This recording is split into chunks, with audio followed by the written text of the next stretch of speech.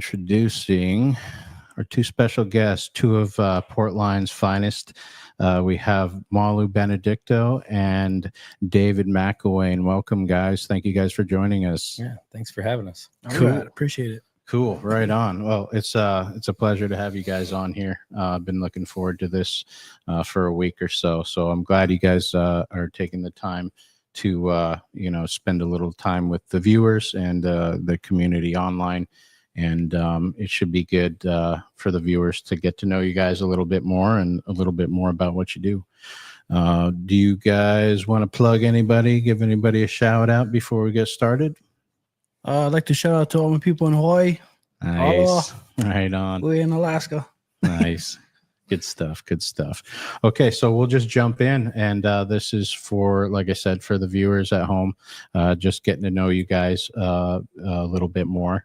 If they haven't, if we have viewers that aren't from here, don't live here, Sure. We'll try and help them know a little bit more about you guys. So with that, where are you both from?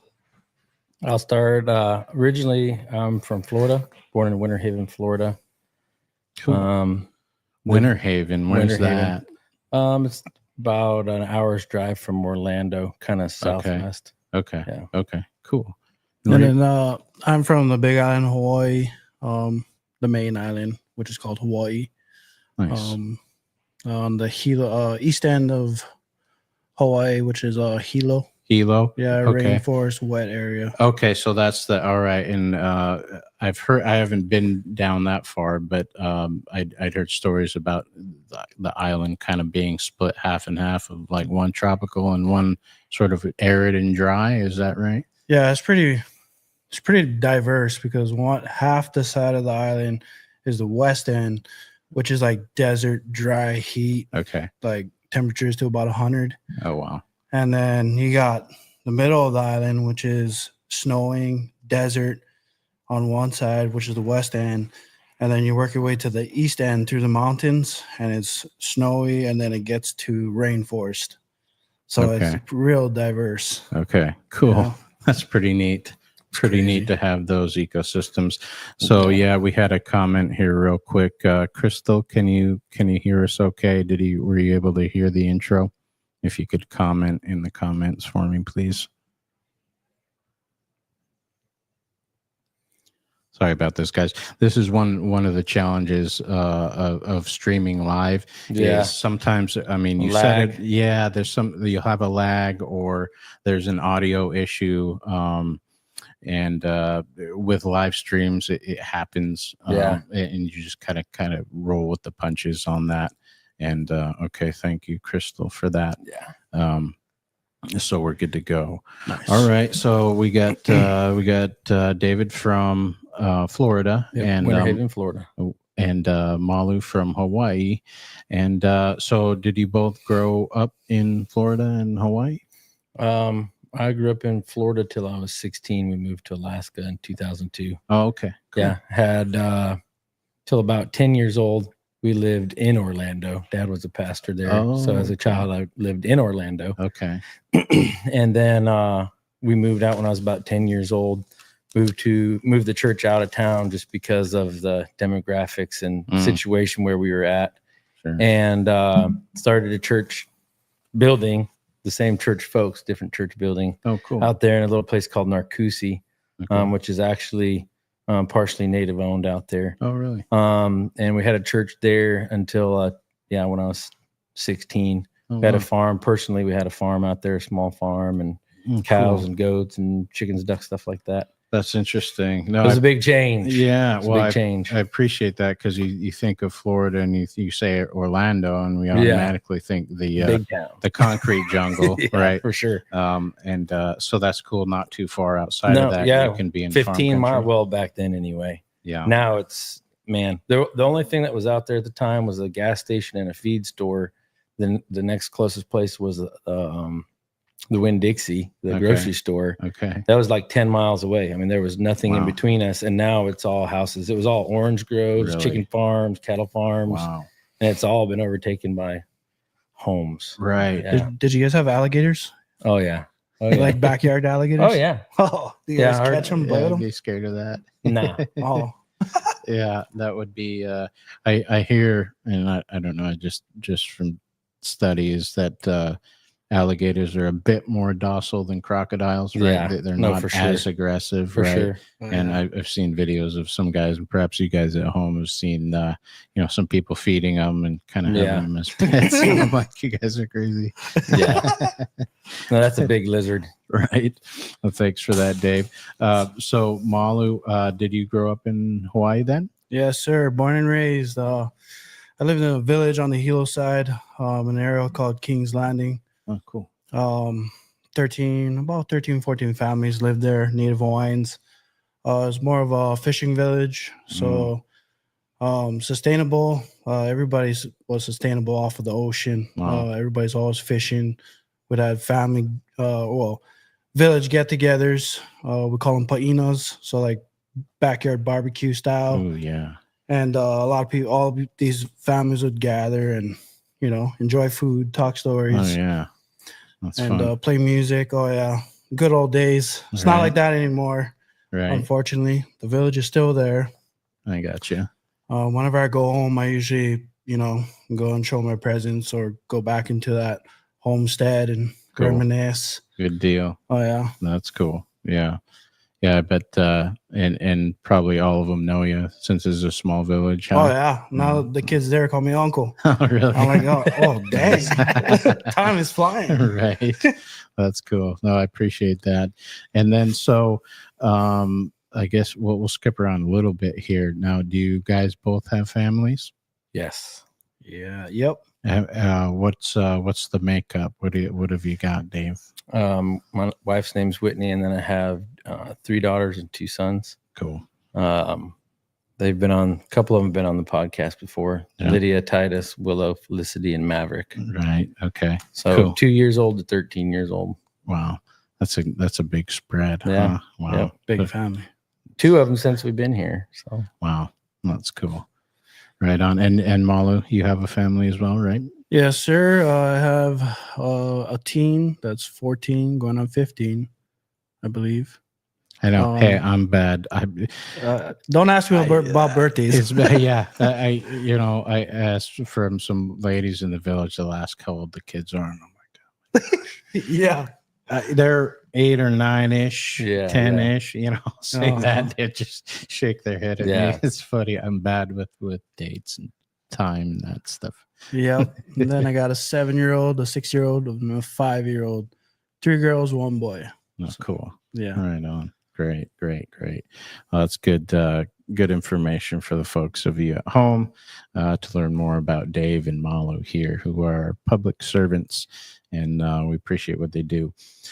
So, what kind of work have you guys done in the past? Have you guys always done law enforcement, or is this kind of a first for you guys? And I'll let you guys take turns in whichever order you want. yeah, for me, this was the first public safety type job. As a kid, we did a lot of construction. Once we moved to Alaska, that was one of our main things, was construction type work. And then when I left home at 19, I moved back to Florida. Oh. And I was down there for about 9 months. I went down there and was working as a aluminum fabricator. I Oh. used to make toolboxes that go in the back of pickup trucks. Well, that's cool. And then So like a metal shop yep, then? big Okay. aluminum. Yeah, Okay, big cool. huge rolls of aluminum would come in, and we'd make all kinds of stuff out That's of neat. it. For a company named Thule. Thule. Yeah. Okay. They make like car carrier, like luggage carriers that look like almost like a coffin or something that goes on Okay. top of cars. Okay. It's Car the same racks. company, yeah, little Yeah. car racks. Okay. But they also have all the DeWalt contracts for like DeWalt toolboxes that are Oh, really? aluminum and stuff. Yeah. Okay. That's cool. Yeah. But when I first started, it was United Welding was the Mhm. company, and he sold out to Thule. And then, yeah, a bunch of changes happened, and I wasn't happy there anymore. So I came back to fish for a summer here in Alaska. Oh, in really? Sealoft, yeah. And Kasilov. Yeah. Okay. Set cool. netting. Yeah. Oh, okay. Set netting. Yeah. That's Did tough. set netting for a season. It was challenging. Right. Had a lot of quitters, so it made Yeah. the season hard. It ain't easy. I bet. Yeah. We started with 3 people per boat, and we ended with when we started with 3 boats, we ended with 2 boats and 2 people per boat. Wow. So yeah, we worked Wow. our tails off for that bet. 7% or whatever Right. it was. That's and it's backbreaking too, Oh, right? yeah. Because aren't you bent over the Oh, whole yeah. time, picking Yeah. the nets, right? Yep. And setting them. Yeah, that's I don't envy folks out there that are set netters. No. Yeah, They got a so- tough job, They for sure, a thankless job, because they're feeding a lot of people and working hard at it. That's right. And then from there, went back. I ran a Pepsi route for about a year, Oh, cool. running big trucks. Then I got married, and so I wanted something. PepsiCo got bought out, Oh, or they conjoined with somebody else. I can't Okay. remember which, and they were moving the Pepsi plant long ways from home, and I was like, nah, I'm not doing that. I'm not Right. driving 45 minutes to work and then driving right. 7 hours for a day. So I went on to No, thanks. the next best, and I started at a sawmill down there, Oh, cool. and eventually worked into a millwright position. Really. Started on the floor, like just stacking blocks and sweeping up sawdust. The greenhorn. Yeah. the Oh, new yeah. guy? Yeah. Lowest pay, and then I eventually became the supervisor over maintenance on 3rd shift there. Oh, cool. And not too long after that, we prayed about coming back to Alaska. Mm-hmm. And I was like, well, we can go to Alaska and I can get a job there. And we looked into jobs, and I ended up getting one on the slope working in the oil field as a pumper tester technician. Oh, cool. So I did that for until COVID hit, got laid off for a few Right. months. Then again, thankfully, my contract and stuff came back, and I was able to do some work through that and loaded a logboat. That was Really? probably the one and only time I'll ever do that. That'd But be was in a scary. Fognac loading a logboat. Oh, really? Yeah. Wow. Yep. Did Yeah. that. It was adventurous, but kind of dangerous too. So Right. They used to, not so much anymore. They've cut way back, as you guys know, online.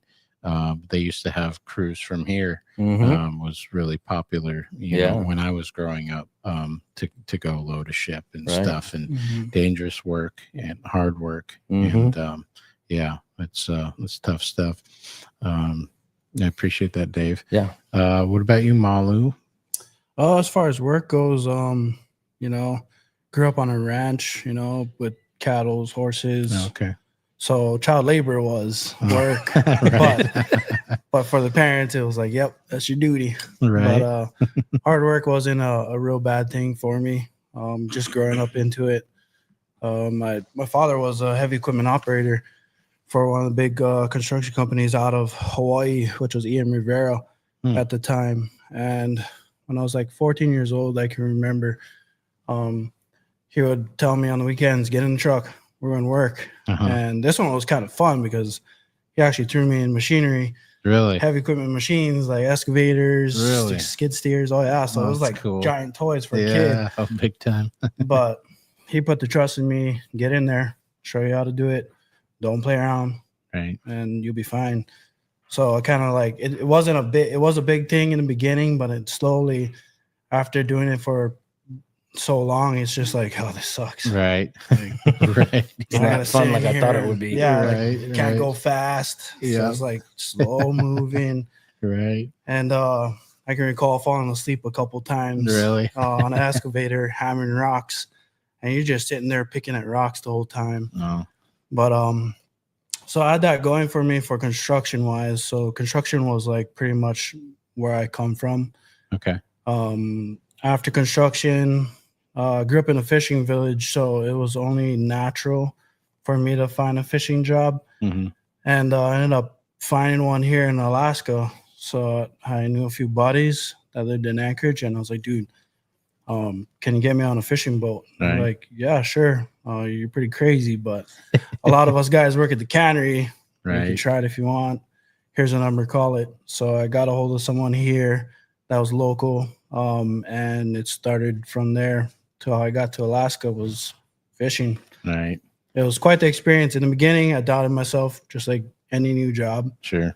It's like, do I really have what it takes? Mm, Is it as bad as it seems? Like, right. and just stuck it out. Loved the fishing. Went from salmon to herring to cod fishing, and ended up having a kid. So I was like, oh, I cannot be fishing anymore. I have to be at home, help mama change diapers and Right. so forth.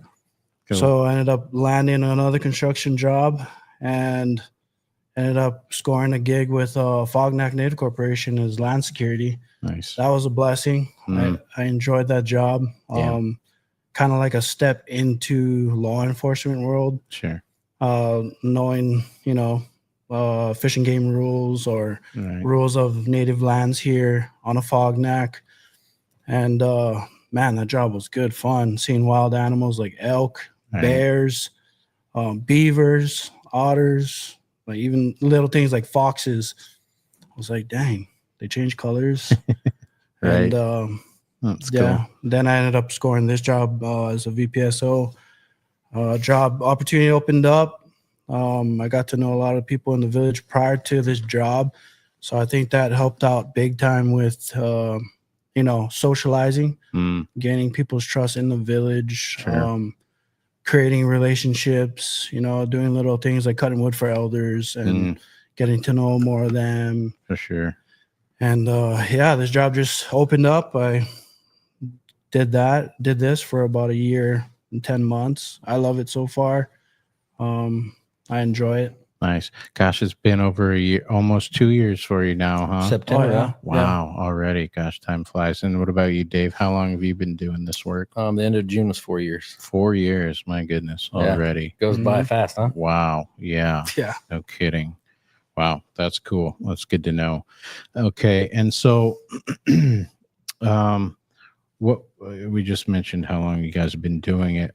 What would be like a day-to-day experience for a VPSO in a village for those at home that either don't live here or don't get out much? What kind of stuff do you guys do on a sort of a daily basis?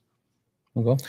Yeah, it all varies, There could be days when, it's a rainy day and we're stuck on the computer. Super boring.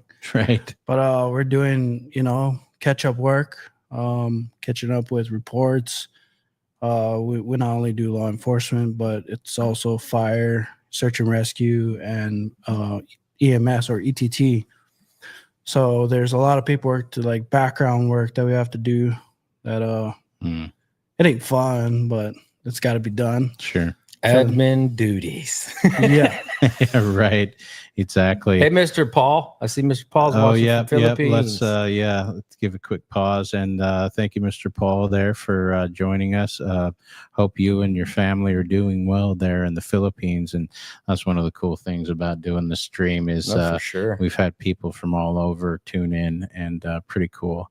And also Katrina, shout out to Katrina. Giving you a shout out there, Malu and Dwayne. Say hi to Dwayne for us. Hello, everybody. It's cool. Yeah, this is the fun part of it, right? Is connecting with others when we're doing this. So you guys mentioned a lot of it. Sometimes is like you're on call, right? You're sort of waiting to respond. Yep. And I don't think that's something that I worked with Malu's former coworker Brandon. Shout out to him with ANC doing land security. Is it is sometimes monotonous because you're just kind of waiting for a call, right? And it's not the same. And maybe this is something that the viewers can have a little more understanding with, is that sometimes you are paid to sit there and wait, to respond, to be ready when you're needed. Yep. And that's not always, especially in sort of the mainstream jobs, right? It's usually task oriented, right? Where get this A, B, and C done during the day, right? Yep. Whereas these guys have a different tasking, they have a different mission, and different priorities, and so being on call, I know that took a lot for me to get used to, and it just didn't sit right. Man. It's like, gosh, I feel guilty about, I'm not being proactive, or, I'm not doing something. I've always had busy jobs before this. Right. Like there was no sit down time. Right. A little bit when I got on the slope, just because of that's what the work was, Sure. but I could still find like something to do to make my mind not go crazy. Right. And here sometimes it's just like, okay, I've done this like 3 times today. Time to cut the grass. Yeah, let's go cut the Like, grass, all right, or right, yeah. go Grab see the if there's weed something whacker. the city needs done, like Right. something we can help with public safety wise, because you sure. just go stir crazy. Exactly. Oh, yeah. And the days drag on like Yeah. that too. Yep. And you're not constantly busy. But so that's an interesting aspect, folks at home, that that is different than maybe Definitely. the rest of us have in sort of job duties, whereas we're task oriented. Like I mentioned, they are on call, ready to respond at a minute's notice, and so there's a little different there. And Yeah, and to add to that too, like even though we're not paid, Malo and I are always communicating, because if he needs to go to town for groceries, then I need to be aware that, you know, if something goes down, I'm Right. on it. right. And I mean, technically we're on call for in this village 24/7. Right. So Yep. Yep. yeah, a lot Yeah, of we're always- equipment checks. Right. Always letting each other know, like, hey, Saturday, I got to run in town. Yeah. Right. Cool, I got you. Right. And that takes, you know, dedication to be willing to be available like that. Yeah. So we, you know, the community appreciates that. I know I do. For sure. Shout out to my wife for that, because Oh yeah. I Yeah. mean, for both of our wives. Yep. They, Yeah. they got to be ready to take care of the kids Right. or whatever's going on. Hey, babe, I got to go. Right. And I appreciate that a lot. Yeah, I'd like to give a shout out to Brandon, Tiana, and Dorinda, of course. Oh, yeah. There's times in the middle of the night when, you know, Dave's off doing something, training, and I'm the only one here. I kind of got to like call them in the middle of the night. Hey, I got something going on. Can I Right. come drop these kids off? For sure. And boom, those people are making it happen for me to do my job properly. Yeah, right. So That's I pretty appreciate cool. them very Well, much. and a great point too, that it's not just like Dave was saying, it's not just Dave and Malu serving, it's their families as well. They have to make sacrifices as well, and they have to be flexible as well. And so definitely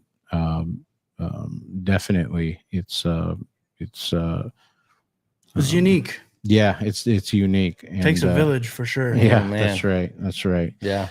So that's pretty cool. And yeah, definitely shout out to the families of these two guys and what you guys do to help them in their jobs. So good stuff. Yeah.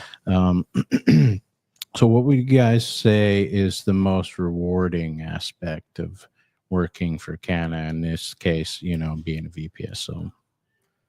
I would say for me, you know, we talk to the other VPSOs in communities. And one thing that always really, you know, tugs on my heartstrings is when there's a particular person that's, you know, had issues, whatever the issues are, and we end up getting involved one way or the other. And like 2 or 3 months down the road, you talk to that VPSO in that village. He's like, hey, so-and-so's doing better. Oh, wow. Like they've turned their life around, or that's what we're here for, you know, is not only to keep people safe. That's number one. Yeah. But also to help and change people's lives for the better. That's cool. Yeah. Appreciate that. What would you think, Malu, on that? I think the most rewarding part of the job is having your village trust you. It's definitely a hard thing to do when you got to make such important calls that you don't know if it's right or wrong, but you just have to go with your intuition, and you know, as it comes, take care of it. Sure. At the end, you know, we second guess ourselves on quite a bit of things, but it couldn't have gone any better. You know, should, coulda, woulda. But I think the most rewarding part is dealing with it and face to face. Cool. It's very complicating at times, but Sure. I think it's rewarding for me. Sure. Cool. I appreciate that. Yeah. And so, what would you guys say is the biggest challenge of doing this job, or a job like this, for our viewers at home there? For us personally, or like as the for the community, like as the job wise? Yeah, The relationship probably with the job. I community? guess job wise. I would say funding, man. Okay. You know, we all want nicer equipment. We all want equipment that we know is going to work every time on time, Right. kind of thing.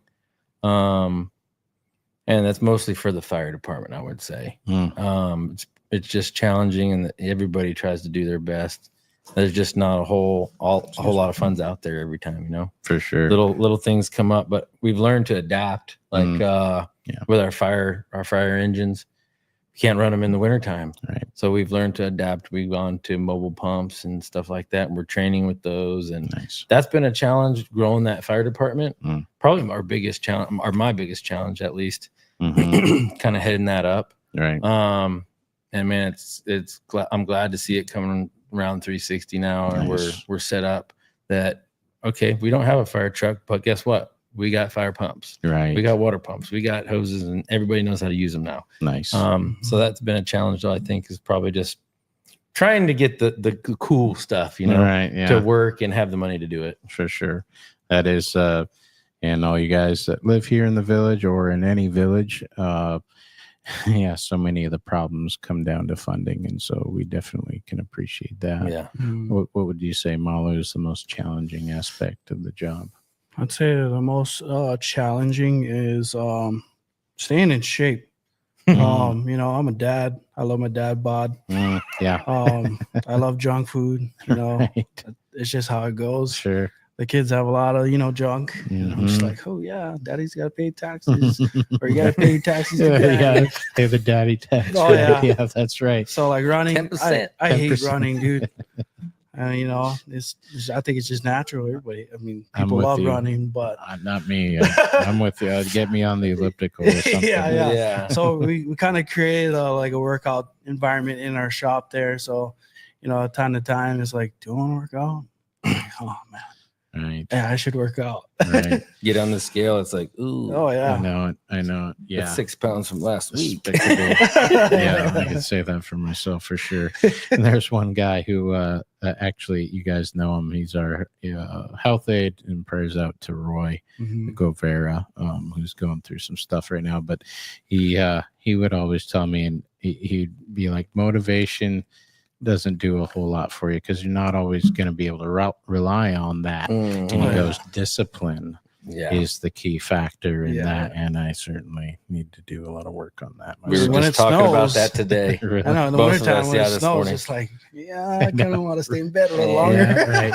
I know, and being out here, as you guys know, at home in Alaska, it's the climate, the weather has shaped our activities Yeah. in Absolutely. such a way where we sort of cocoon up in the wintertime and Yeah. play games and try and keep yeah. ourselves occupied that way, and then summertime we're all running around like chickens with their heads cut off, Pretty much. But Yep. that's cool. I appreciate that. Okay, so this is a good one, and this is one I was thinking about when we're leading up to this interview, which I think would be helpful for the viewers and the community, because not everybody knows what is going on and why we have the setup that we have in Port Lines. And so the question is, why do we have 2 VPSOs? So, as the state would have it, you have to have 10 VPSOs to have a regional public safety officer. Okay. And a regional public safety officer can go to any village, help with any investigation, arrest. Mostly when our troopers are like caught up, right? Right. Because they get busy. Sure. Sometimes They're understaffed. we've too. had, they've been understaffed for a while, Yeah. stuff like that. But since we don't have 10 VPSOs, we set up one village.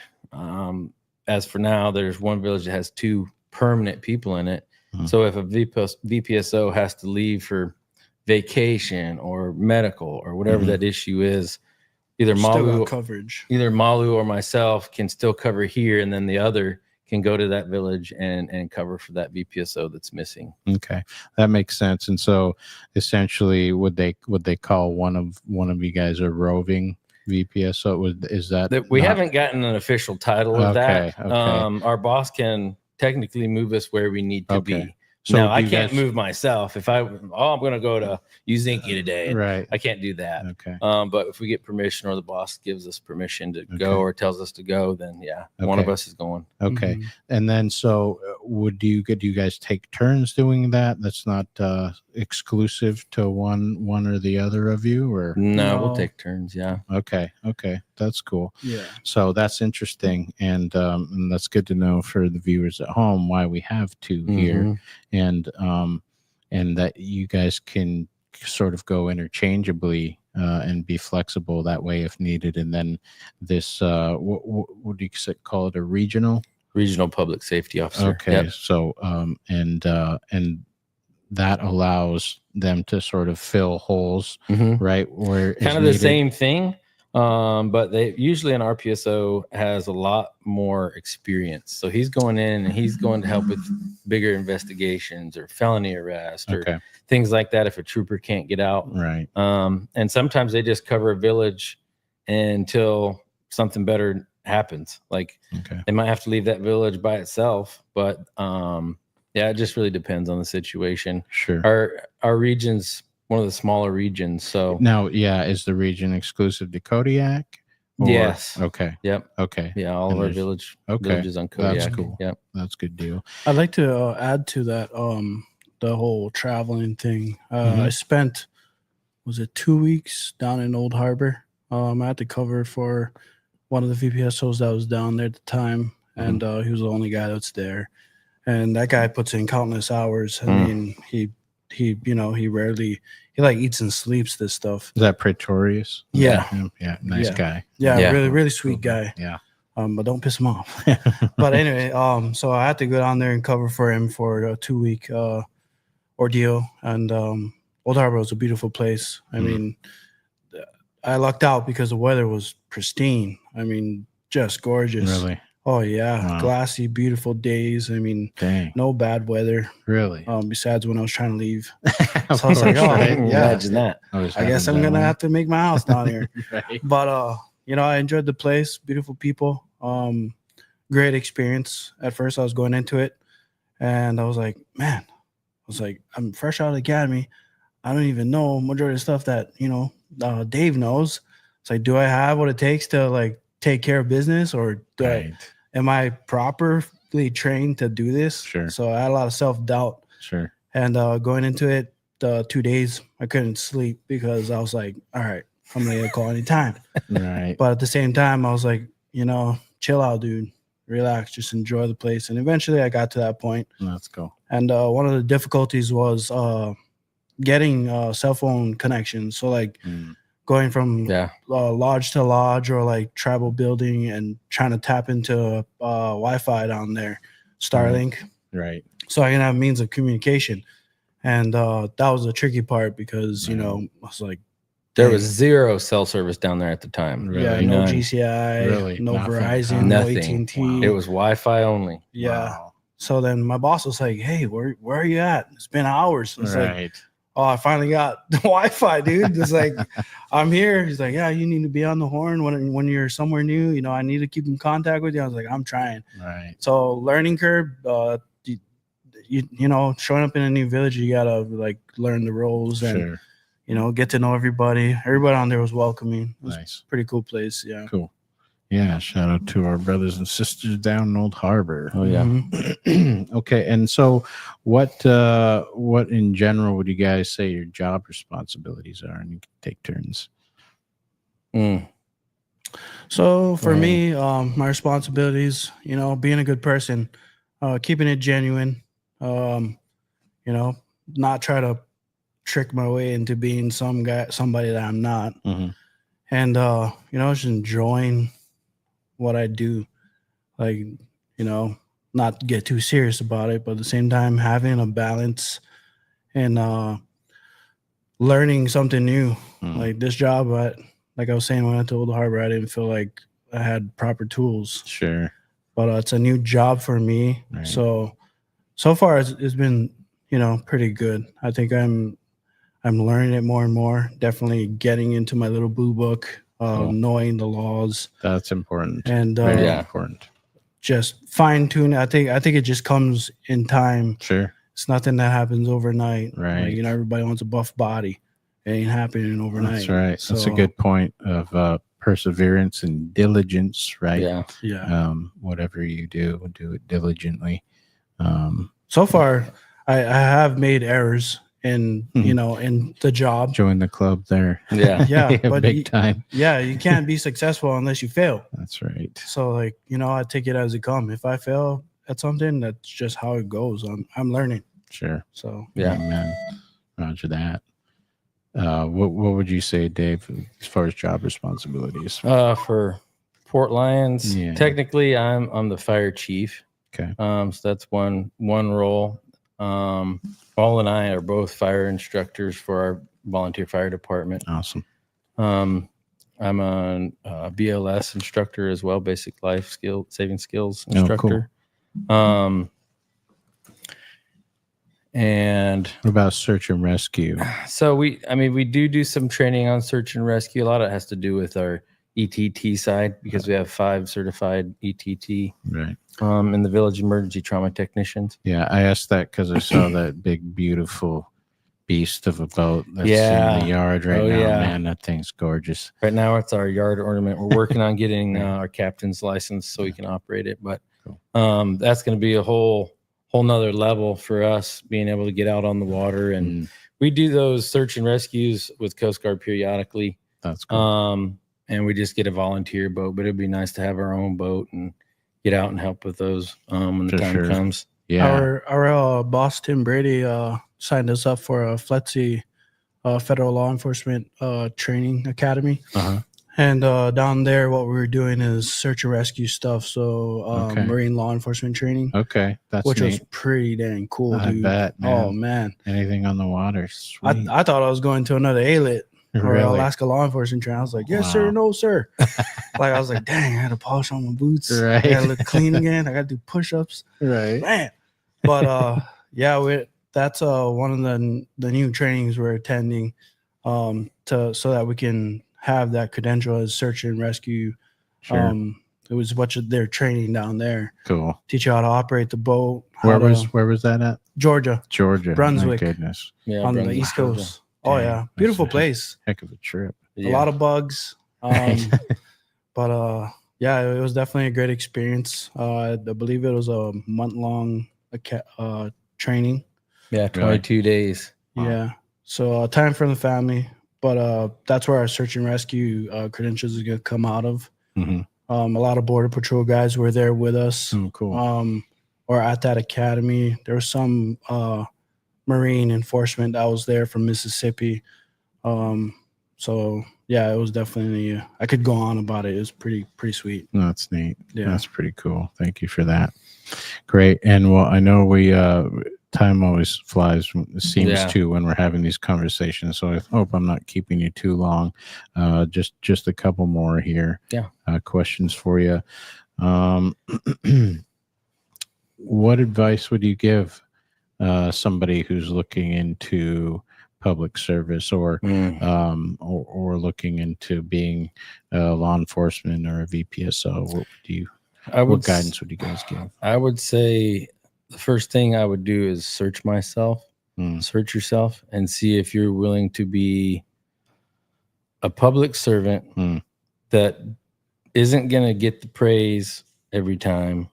You want praise to be a firefighter, right? Kind of a thankless position, really. Right. I mean, sure, there's a lot of people that say thank you and stuff like that, but they don't, without being in the job, they don't understand what you do or what you go through or your mindset. Right. And so that would be the first thing. Like if you're a prideful person and you expect to do this job and every day somebody's going to pat you on the back, right? This ain't the job for you. Yeah, Right. definitely not. It ain't.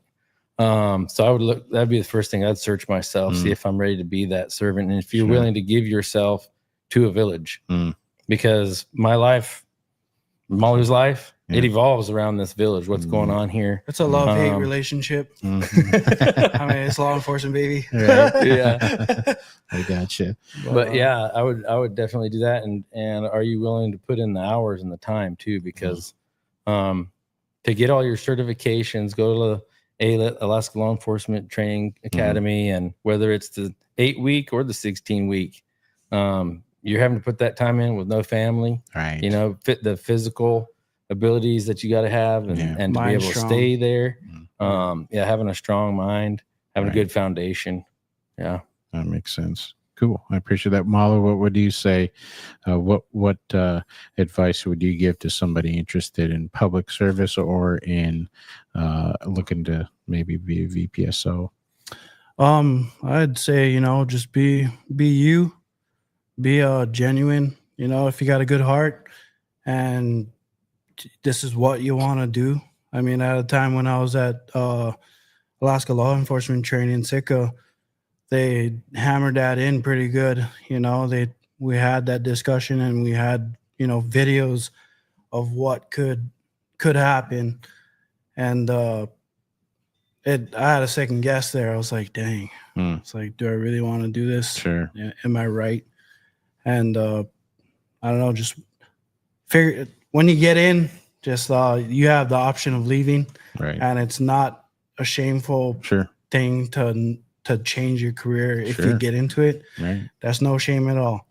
If it ain't for you, it ain't for you. And if it is, go all the way. Yep. Hang on to those reins and giddy up. Right. That's cool. I appreciate you guys sharing that. So is there anything for the viewers and for the community? Is there anything public safety wise that you guys would want to hit on while you're here or let the community know about? Yeah. The berries are coming in. And usually when the berries come in, the bears come in. Yes, so we haven't had any, thankfully, since I think April. I know. It's been great.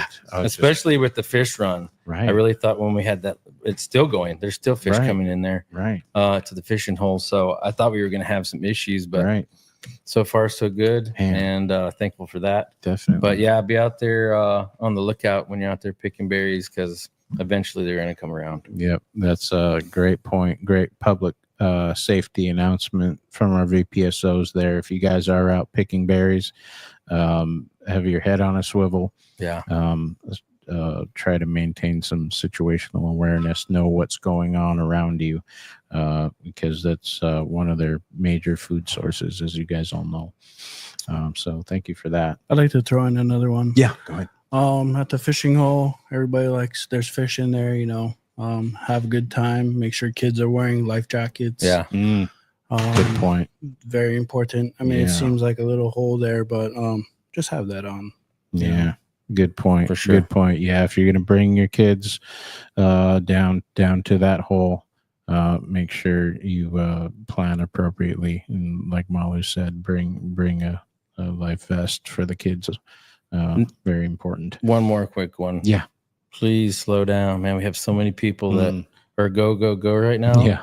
Absolutely. And man, there's kids playing on the road. They're riding bikes and scooters and all that stuff. And it only takes one time for you to not be paying attention. Yeah. It's dusty too. You're dusting people out on the road. Everybody's hanging out in the yards and stuff. So for sure. Slow down a little bit. Yeah. Yeah. Just take your time. That you can get anywhere in this village in less than 10 minutes. That's right. Yeah, no, that's a good point too. And I get kind of, even backing out of here, because there's kids that go back and forth around here, and I find myself just honking, just in case, let people know that, hey, for sure. Because I can't, there's blind spots in trucks, and so you can't always see all the way around. So good point. Another good safety point there. Thank you. And then just the last couple of questions, guys. These are sort of general things about Port Lions.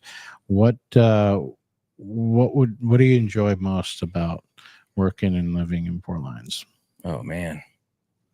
I think for the most part, our community is pretty tightly knit. You've got like groups of tightly knit people, but somehow or another, they all communicate. And so when something's going on that we need to know about, usually we find out about it pretty quick. And just having that willingness from the public to be like, hey, this just happened. I thought you might want to know. And it might not even be something we have to go to right now, or it's that important, but it makes us aware of it. And I really appreciate that, because, when I get off at 4:30, I don't want to have to be the cop eye that drives around town. Sure. Look, you know what I mean? Yeah. Or, watch out because somebody's got a fire. Right. So I really appreciate that from our community. It's very, very helpful. Awesome. And of course, the fishing and the hunting and the lifestyle that we have here personally, because I lived in the village for for almost 2 years before I took this job. That's right. And we loved the village before I took this job because of our lifestyle here. So For sure. Cool. Appreciate that. And Yeah. Malu, what do you enjoy most about living and working in Port Lions? I enjoy food a lot. I'm with you. The native food here is delicious. Perak is my favorite. Corned beef. Anybody got some good corned beef? You might Perak, send have them my some way. elders giving you some boy. guff about that one. Oh yeah, I ain't got gout yet, but not planning to. Yeah, the food. I enjoy the food, the people, the culture. You know. Fellow island boy. Oh yeah, That's right. the views same like Hawaii. I mean, a lot of people ask me why I came to Alaska from Paradise. I'm like, well, depends on who you're asking. Paradise is everywhere, Sure. and the number one thing I like to say to that is free AC. In Hawaii, the AC is through the roof, and Right. I can actually sleep with a blanket here. yeah. So That's cool. windows still open, even into the winter. Right. That's cool. Right on. Appreciate that. And then just last, guys, to finish up, what would be one thing you could change if you could with Port Lions? And it could be personal, it could be have to do with job stuff. It's up to you. I'm gonna go first. Go ahead. In all honesty, honestly, it's a good question, but I don't think I would change this place at all. You know, the way it is, it's unique. It's a unique place. I had a couple of Hawaiian buddies that came up, and they were blown away. You know, just by how natural it is. And by natural, I mean the view, like the landscape, to how quiet it is. A lot of people don't get to witness quiet and peace. Yeah. And Good point. in Kodiak, any village you go to, I mean, you just sit there and you're with yourself and your thoughts. Yeah. It blew away my friends that I brought up here. Really? They immediately fell in love with the place. It's cool. And I gave him advice. I was like, wait till winter comes. It's like, you love it now. You hit but yourself a lot. in the winter, boy. That's But- good stuff. No, I appreciate that. And what would you say, Dave? What I would don't you think change? I would change the community as it sits or our surroundings or anything like that. I think the only thing, like if I could make it happen, that I would do different for our community is a grocery store. Just to make it easier for especially elders. Yep. But cost wise, I think it would help a lot. It would be a lot of economic savings for the whole village. But there again, like it's the one thing, if I could do it and do it right and be able to afford it, all that. Right. The one miracle that I could ask for, I would say. Right. No, that's a good one too, because it boils down to, you know, you having to buy stuff from retail and then mark it up from there. Yeah, You know, shipping and State taxes. Exactly. State tax. everything comes with a cost to get it here. Yeah, right? exactly. So yeah. Exactly. Yep. Well, no, that's a good one. All right. Well, that's all the questions that I had for you Sweet. guys. Just want to thank you guys each personally for taking the time to come visit me and visit us here at King's Corner for a little bit. And thank you for letting us get to know you guys a little bit better and Sure. what your guys' job roles are and stuff like that. So thank you guys for being here. Yeah. Appreciate Thanks it. for having Thanks for us. having us. Yeah, shout It was a out to pleasure. Malu Benedicto and Dave McElwain and their families as well. Come say hi. Go see them at the public safety office too, and just give them a little chat. Yeah, Give always them a feel little free to heads stop up. by Free For coffee sure. in the morning. Cool. before 10. Yeah. Before 10. It might be drink after that. Right on. Well, thank you guys so much for being here. Thank you. Appreciate Thanks, it Jess. again, huh? Yes, sir. Appreciate it, my man. Thanks, brother. Appreciate you guys. Awesome. So once again, shout out to Canna and to Dave and Malu for their service to our community. We look forward to seeing them again soon, and also make sure if you guys are in the village, go check them out and say hi to them. All right, guys, take care. All right, folks, great interview with our VPSOs, and we are grateful to them. And so we will jump. We just have a few more things for you guys to share with you before we sign out from episode 11 here, and we will jump into local current events. And these are events just going on in the village, and thought maybe that you locals there or have an interest in Port Lions would want to know. So we have ANTHC is still work is ongoing at the gravel pit. So if you see them working out at the strip, that's what that's about.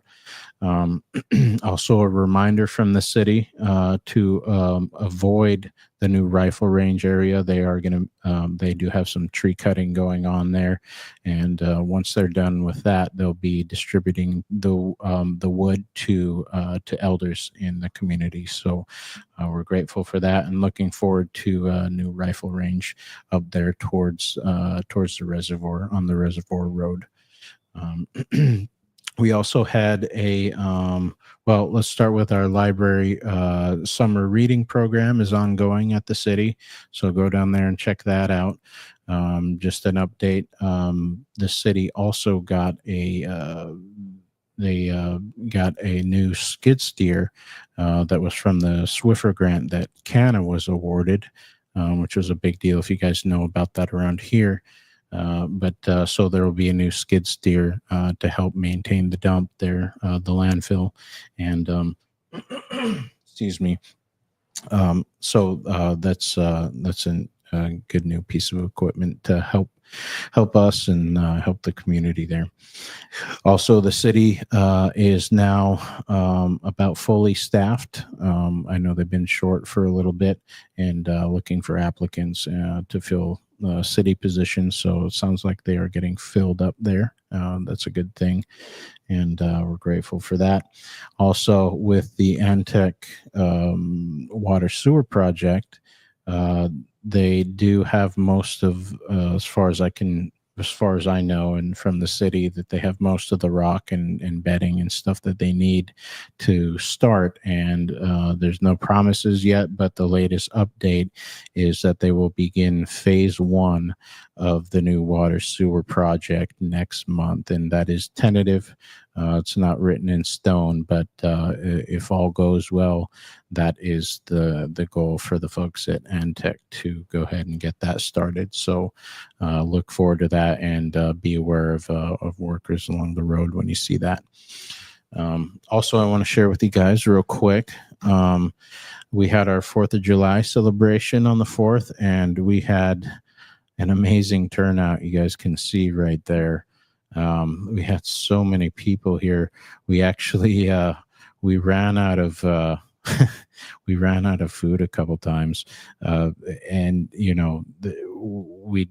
we'd ordered a lot. The tribe ordered a lot, and you sort of go off of previous years to have an idea of what you're gonna need. But we had some great employees that adapted and found some more food for the folks, and I think we were able to finally serve everybody there that wanted to get served. But it was a huge amount of people. I mean, you guys can see our conference room was just packed here, and also this is the line from this is the food line, and so that was getting backed up. But I think overall it went well, and people got some good food. So there was that. Also in local island news, this is from KMXT. Shout out to KMXT as well, and Davis Hovey there over at the news director at KMXT. They put out a report or an article about king salmon around the island, and I'll just read it off for you. It says Chinook returns to Karluk and Ayakulik rivers in the Kodiak area have cratered, prompting the Department of Fish and Game to issue emergency orders closing the Seine sockeye fisheries there. They opened up fishing in the Ayakulik on July 6th when the number of sockeye returning there exceeded the department's preseason target. So, and this may have been updated, and we'll I'll try and find some more current information on that. But it's that the Karluk River remains closed to sockeye fishing in an attempt to allow the many king salmon as possible up the river. And just as a note, for reference for you guys that enjoy king fishing, as of July 8th, only 38 king salmon have been counted swimming up the Karluk River. In 2022, just a few years ago, more than 2,000 king salmon had passed the weir by the same date. So the king numbers are way down, and I know they've reduced the bag limit as well for kings, and so we want to watch that closely and do what we can to help bring that resource back. All right, we will go to our Alutiiq section real quickly. We will go over some common Alutiiq phrases, and we'll start right here for you guys. And so these are just common phrases and greetings that you might say out in passing in Alutiiq. So let's dive right in. Chamai obviously is hello. We all know that one. Cheshtun etchit. How are you? Cheshtun etchit. My grandma used to ask me that one a lot. Ajechtudenka. Are you good? Kind of another way of saying how are you? Are you good? Are you okay? Ajichtwa, I am good. Ajichtwa is I'm bad. I'm not doing so well. Ajitwa, Shiluchtwa, that's a good one. That's a fun one. I'm happy. Shiluchtwa. Imashuchtwa, I am sad. Imashuchtwa. Kumchtwa, I am mad. Kumchtwa. Alingwa, I am scared. Which is yes. It's a little bit like sort of the slang yes in English, but it's Kanga is no. Kanga. That's another one. My grandmother and the elders used to say it a lot. Which is oh or oh my or ow. Abba is hot. Kuyana, we all know that one. Kuyana, thank you. Kuyana Chinook, thank you very much. Kuyana Chinook. Kuyaneduk, no need for thanks. Kuyaneduk. Dahwa. Okay, and we will go over some more common phrases here. This is another one my grandmother always used to say to us kids when we were getting on her nerves. She'd say, "Oh, Walmagen, get away from here." Or this one, Tawahuk, and stop it. Caillou, or Ka, what, huh? Caillou meepit, what are you doing? Caillou meepit. Caillou loopit. Yeah, I remember hearing this one too from elders. Caillou loopit, which is what is the matter with you? Caillou loopit. Or even some of them would say, Caillou hawk loopit. What in the world is the matter with you? Caillou loopit. Kida, come on, let's go. Go ahead. Kida. Adahwa. That's when you'll hear an instruction quite often. Adahwa. It is done right, or it is good. Another way of would be similar to saying well done or good job in English. Adahwa. Well done. Done right. Nahluaka. I don't know. Nahluaka. Remember that double L is the put your tongue on the roof of the mouth and let air escape both sides. Nahluaka. Nahluaka.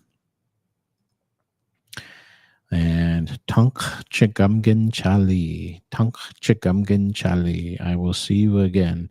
And I remember before my grandmother Sophie, and you Alutiiq speakers know her. She was she was a neat lady, but I had her laughing really hard one day because you can put other things on the end of Tunk Chigumgan. Tunk Chigumgan Chali is I will see you again. And I would tell her Tunk Chigumgan Chamigu. And she just busted out laughing because Tunk Chigumgan Chamigu is I'll see you sometime. So I don't know when. I'll see you sometime. And that got a pretty good rise out of my grandmother. But at any rate, Tunk Chigumgan Chali. I will see you again. All right, that will do it for our Alutiiq section. Real briefly, I want to touch on our safety bulletin, and it has to do with tsunami preparedness, right? Because we just had a tsunami. We had an earthquake down there by Sandpoint, and we had a tsunami warning, and so we all had to evacuate from the coastal areas. So just some basic things as a reminder. I know if you guys are in the village, you guys know this already, but it's a good reminder is first one is know your risk. Know if you're in a tsunami zone. Know if you're in a hazard area. That's important to know if you live on the island or anywhere near the coastal area. And the next is create an evacuation plan. So have a plan already in place beforehand, so you can do it much more quickly than not having a plan. Like my family's plan is, if we have an earthquake and it's enough to sort of shake us off our feet or jar us pretty good, then we just immediately evacuate because we're in a hazard zone, and so we're not above that 125 feet. And so make sure you have an evacuation plan for you and your family. The other thing is make sure you have an emergency kit, which would be food and water for several days. Because if we did have, in the event of a tsunami, help isn't always available right away in some of these natural disasters. So make sure you have an emergency kit for you and your family to stay prepared. And that way you guys will have food and water and a small bit of supplies while you're waiting for that relief or that aid to come, whether it's in our case from Kodiak or Anchorage or wherever it may be. So have an emergency kit that you can take with you when you evacuate. Obviously recognize the natural signs. If we have an earthquake and we can feel it and you're in a low coastal area, it's not going to hurt to just go ahead and get to high ground until you figure out what's going on. And that's my family's personal plan, is to, if we have an earthquake and we can feel it, we're going to evacuate. Now, sometimes the earthquake's so far away that you don't feel it, but you can still have a tsunami warning. Like in the case, I didn't feel this last one. So important to rely on the tsunami warning system and pay heed to those warnings, which is to stay informed on what's going on. So I just want to share that with you all. And I will finish up that and I'll do I will do our weather forecast for Kodiak. Let me pull that up.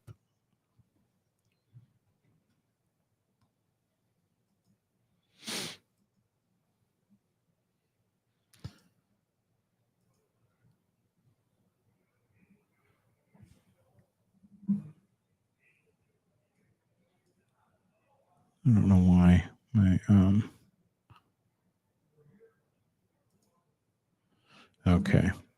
So we have windy here.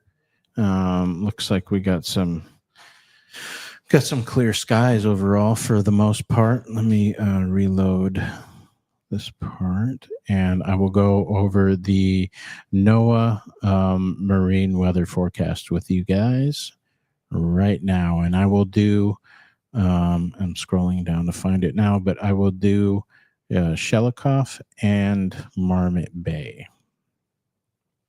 So those are the closest to us.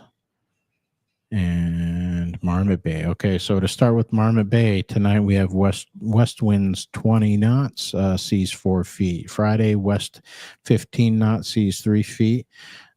Friday night, northwest wind 20, seas 3 feet. Saturday, northwest wind 20 knots, seas 3 feet. Sunday, we have northeast. Okay, so as you can see, up until Sunday, we have northerly and northwest or west winds, and that usually brings us good weather here in the village. And then Sunday, we'll be switching around to northeast 10, and that usually means rain and fog, if not clouds. And then Monday, variable less than 10, and Tuesday east. So it should be good through the weekend anyway, as far as the weather goes. For Shelikof, we have west 25, Friday westerly 25, Saturday westerly 20, Sunday north winds 15 knots, and Monday southwest 15, and Tuesday northeast 15. So like I said, it's real similar to Marmot. Pull it up here. The wind usually is a little bit higher, screaming through Shelikof Strait there, but that is our weather forecast for the near future for the next 6 days or so. So it looks like we'll have a good weekend, and a sunny weekend mostly, and then probably some rain coming in the early next week. And I will take this off, and we will finish up.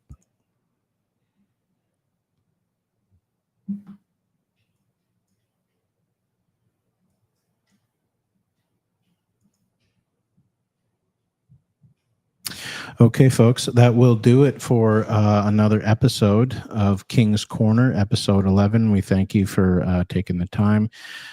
We hope we added some value to your day, and you can check us out on Facebook at any time, or YouTube as well. We also stream to YouTube, so check out this video at your leisure whenever you get a chance, if you didn't get a chance to hang out with us live, and look forward to another episode here in a couple weeks. So have a great day, and we'll talk to you soon. Bye-bye. I'll give you guys some outro music.